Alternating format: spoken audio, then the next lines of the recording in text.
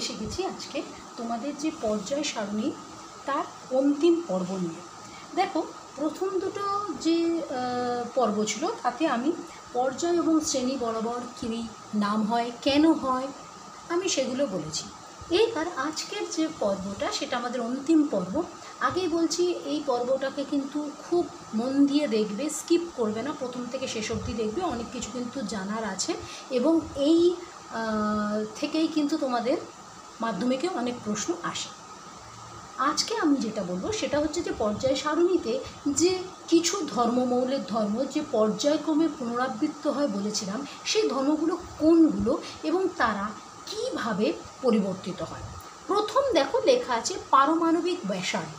মৌলের পারমাণবিক ব্যাসার্ধটা কিন্তু পর্যায়ক্রমে পুনরাবৃত্ত হয়। এবার পারমাণবিক ব্যাসার্ধ জিনিসটা কি, সেটা হচ্ছে ধরো একটা মৌলের ইলেকট্রন বিন্যাস কী থাকে, পরমাণুতে কী থাকে, নিউক্লিয়াস থাকে এবং তার চারপাশের কক্ষে ইলেকট্রন ঘোরে। তো আমি ধরো সোডিয়াম এনে, তার ক্রমাঙ্ক কত 11, তার মানে তার কক্ষ মানে কীরকমভাবে ভাঙবো, 2, 8 আর 1, মানে 3টে কক্ষ থাকবে। এই ধরো সোডিয়ামের নিউক্লিয়াস, এর চারপাশে এর 3টে কক্ষ থাকবে, এখানে 2টো, এখানে 8টা আর এখানে হচ্ছে 1টাই, 3টে কক্ষ, ঠিক আছে। পারমাণবিক ব্যাসার্ধ হচ্ছে পরমাণুর যে নিউক্লিয়াস সেখান থেকে লাস্ট যে কক্ষটা তার যে দূরত্ব, এটাকে বলে পারমাণবিক ব্যাসার্ধ। এই যে নিউক্লিয়াস, আমার সোডিয়ামের 3টে কক্ষ আছে, তাহলে নিউক্লিয়াস থেকে যে লাস্ট কক্ষ তার যে ব্যাসার্ধ, যে দূরত্ব, সেটাকেই বলে পারমাণবিক ব্যাসার্ধ। এবার এই পারমাণবিক ব্যাসার্ধ কীভাবে পর্যায়ক্রমে পুনরাবৃত্ত হয় দেখো, এইটা হচ্ছে, আমি একটা অ্যারো দিয়ে বুঝিয়ে দিই। সেটা হচ্ছে পর্যায় সারণীর, এটা হচ্ছে বাম থেকে ডান দিক, ঠিক আছে, আর এটা হচ্ছে উপর থেকে নিচে, ঠিক আছে। এই নিচটা হচ্ছে উপর থেকে নিচে হলো। পারমাণবিক ব্যাসার্ধ পর্যায় সারণীর বাম থেকে ডান দিকে গেলে কমে, মানে এই যে, আর ওপর থেকে নিচে গেলে হচ্ছে বাড়ে। কেন? আমি যে বললাম এটা তো মুখের কথা বিশ্বাস করবে না, জানতে হবে তো যে বাম থেকে ডানে গেলে কমছে, ওপর থেকে নিচে গেলে বাড়ছে, কেন, কী কারণ। আসলে জানো তো, বাম থেকে ডান দিকে যত যাওয়া যায় পর্যায় সারণীতে, তাতে পরমাণু ক্রমাঙ্ক বৃদ্ধি পায়, পরমাণু ক্রমাঙ্ক বাড়ে। পরমাণু ক্রমাঙ্ক বাড়ে মানে ইলেকট্রন এর সংখ্যা বাড়ে। এবার ইলেকট্রনের সংখ্যা যদি বাড়ে, ধরো এখানে একটা ছিল, 2টো হলো, আর এখানে নিউক্লিয়াস, তার মানে কি এদের মধ্যে আকর্ষণ বলটা তীব্র হবে। আকর্ষণ বলটা যে তীব্র হবে, তখন আকর্ষণ বল তীব্র মানে কি, এই নিউক্লিয়াস তো এই ইলেকট্রনগুলোকে নিজের কেন্দ্রের দিকে টানতে চেষ্টা করবে, তার মানে কি তার ব্যাসার্ধটা ছোট হবে। তাই বাম থেকে ডান দিকে গেলে পরমাণু ক্রমাঙ্ক কমে, পারমাণবিক ব্যাসার্ধ কমে। আর ওপর থেকে নিচে গেলে কি হয় না, এখানে কক্ষের সংখ্যা বাড়তে থাকে। ওপর থেকে যখন নিচে যাচ্ছে তখন কক্ষের সংখ্যা বাড়বে। এবার বাড়লে মানে কি, যত ডিস্টেন্স বাড়বে, ইলেকট্রনের সংখ্যা বাড়ছে না, যত ডিস্টেন্স বাড়বে তখন কি হবে, তার আকর্ষণ বলটা কমতে থাকবে। কমতে থাকলে তখন তো আর কেন্দ্রের দিকে টানবে না, তাহলে তো এটা স্ফীত হবে, তাহলে এর পারমাণবিক ব্যাসার্ধটা তখন বাড়বে। তাহলে বোঝা গেল যে পারমাণবিক ব্যাসার্ধ জিনিসটা কী এবং পর্যায় সারণীর বাম থেকে ডানে এবং ওপর থেকে নিচে গেলে কী ঘটনা ঘটে। এবার আসি সেকেন্ড যে ধর্মটা, পর্যায়বৃত্ত ধর্ম, যেটা পর্যায় সারণীতে পর্যায়ক্রমে পুনরাবৃত্ত হয়, সেটা হচ্ছে তড়িৎ ঋণাত্মকতা। কি? তড়িৎ মাইনাস, এটাকে বলে ঋণাত্মক।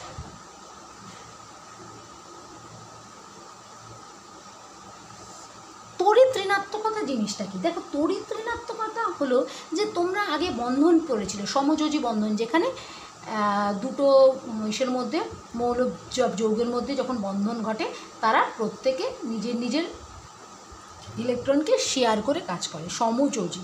এবার এই ইলেকট্রন যে জোটটা থাকে, ধরো দুটো জোড় মিলে একটা বন্ধন হচ্ছে, ধরো এইখানে এই ইলেকট্রন জোড়, এই ইলেকট্রন জোটটা সাধারণত দুটো মৌলের মাঝখানে থাকে, একদম সেন্টারে থাকার চেষ্টা করে, বন্ধনটার মাঝখানে ইলেকট্রন জোটটা থাকে। কিন্তু প্রতিটা প্রতিটা মৌলই চেষ্টা করে যে এই ইলেকট্রন জোটটাকে নিজের দিকে টেনে নেওয়ার জন্য, নিজের দিকে আকর্ষণ করার জন্য। এবার যার এই আকর্ষণ শক্তিটা বেশি, সে হচ্ছে বেশি তড়িৎ ঋণাত্মক। তাহলে তড়িৎ ঋণাত্মকতাটা কাকে বলে বলো তো? তড়িৎ ঋণাত্মকতা হচ্ছে সমযোজী বন্ধনে আবদ্ধ থাকা অবস্থায় কোনো মৌলের যদি একটি পরমাণু কোনো মৌল আছে, তার একটি পরমাণু ইলেকট্রন জোড়কে, যে কোনো এই মৌল দুটো তার যে কোনো একটা পরমাণু তার ইলেকট্রন জোড়টিকে নিজের দিকে যে আকর্ষণ করার যে ক্ষমতা, সেটাকে বলে হচ্ছে তড়িৎ ঋণাত্মকতা। এই তড়িৎ ঋণাত্মকতাটা কিন্তু কি হয়, বাম থেকে ডানে গেলে বাড়ে আর ওপর থেকে নিচে গেলে কমে। তাহলে কি জিনিসটা দেখো, আগে বলেছিলাম আমি পারমাণবিক ব্যাসার্ধ, সেটা কি ছিল? পারমাণবিক ব্যাসার্ধটা কি ছিল? ব্যাসার্ধটা এদিক থেকে গেলে হচ্ছে কমছিল আর এদিক থেকে গেলে হচ্ছে বাড়ছে। তো তোমরা একটা খুব ইজিভাবে মনে রাখতে পারো, শুধু পারমাণবিক ব্যাসার্ধটা মনে রাখো, বাকিগুলো পারমাণবিক ব্যাসার্ধের হিসাবে মনে রাখো। কীরকম? ধরো আমরা জানি পারমাণবিক ব্যাসার্ধ বাম থেকে ডানে গেলে কমে, ওপর থেকে নিচে গেলে বাড়ে। আর তড়িৎ ঋণাত্মকতার সঙ্গে পারমাণবিক ব্যাসার্ধের সম্পর্ক দেখো, এখানে কমে এখানে বাড়ে, এখানে কমে এখানে বাড়ে। তার মানে তড়িৎ ঋণাত্মকতার সঙ্গে পারমাণবিক ব্যাসার্ধের সম্পর্ক হচ্ছে ব্যস্তানুপাতিক। তার মানে তড়িৎ ঋণাত্মকতা ভ্যারিজেস 1 ব্যাসার্ধ। এইটা যদি মনে রাখো তাহলে সব কিন্তু একবারে মনে হবে। তার মানে পরমাণু ব্যাসার্ধ বাম থেকে ডানে গেলে যা ঘটনা ঘটবে, তড়িৎ ঋণাত্মকতায় তার উল্টো হবে। ওপর থেকে নিচে গেলে যা হবে তার উল্টো হবে। তাহলে তড়িৎ ঋণাত্মকতা হচ্ছে পরমাণু ব্যাসার্ধের ব্যস্তানুপাতিক। তার মানে তড়িৎ ঋণাত্মকতা এই যে বাম থেকে ডানে গেলে বাড়বে, ওপর থেকে নিচে গেলে কমবে। বোঝা গেল তড়িৎ ঋণাত্মকতা? এইবার নেক্সট যেটা আসছে সেটা হচ্ছে খুবই ইম্পর্টেন্ট, সেটা হচ্ছে আয়নাইজেশন বা আয়নায়ন বিভব। 3 নম্বর যেটা আমাদের, সেটা হচ্ছে আয়নায়ন বিভব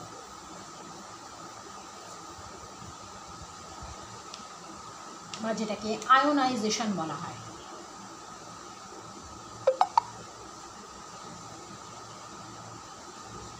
এই জিনিসটা কি?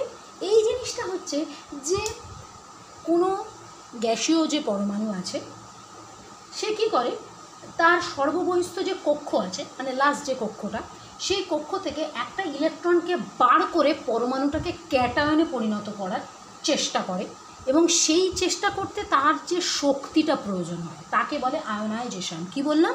যে গ্যাসীয় পরমাণু তার লাস্ট কক্ষে যে ইলেকট্রনটা আছে সেটাকে বার করে ওটাকে ক্যাটায়নে পরিণত করতে চেষ্টা করে, এবং সেই যে ইলেকট্রনটা বার করতে একটা শক্তির প্রয়োজন হয়, তো সেই শক্তিটাকে বলে আয়নাইজেশন। এখানে একটা কথা বলে রাখি, নিষ্ক্রিয় যে মৌল, নিষ্ক্রিয় মৌলের আয়নাইজেশন সব থেকে বেশি। নিষ্ক্রিয় মৌলের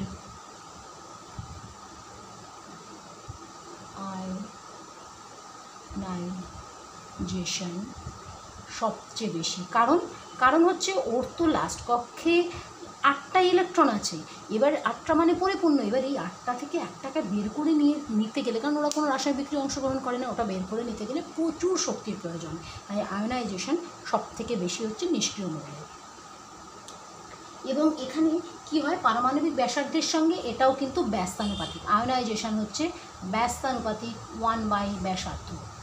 মানে তার মানে এখানেও সেই একই ঘটনা, বাম থেকে যদি ডানে যায় তাহলে এর কী ঘটবে, এর হচ্ছে বাড়বে, আর ওপর থেকে যদি নিচে যায় তাহলে এর কমবে। ঠিক আছে, দেখো খুব ইজি, একটা শুধু মনে রাখলেই তোমাদের কিন্তু হয়ে যাচ্ছে। লাস্ট যেটা আছে আমাদের সেটা হচ্ছে জারণ ক্ষমতা। দেখো জারণ ক্ষমতাটা তোমরা জানো, জারণ মানে কি? জারণ মানে হচ্ছে ইলেকট্রন গ্রহণ করার প্রবণতা, ইলেকট্রন গ্রহণের প্রবণতা। ঠিক আছে, সেটাকে বলছে হচ্ছে জারণ। এই জারণটা কী হয় বলো তো?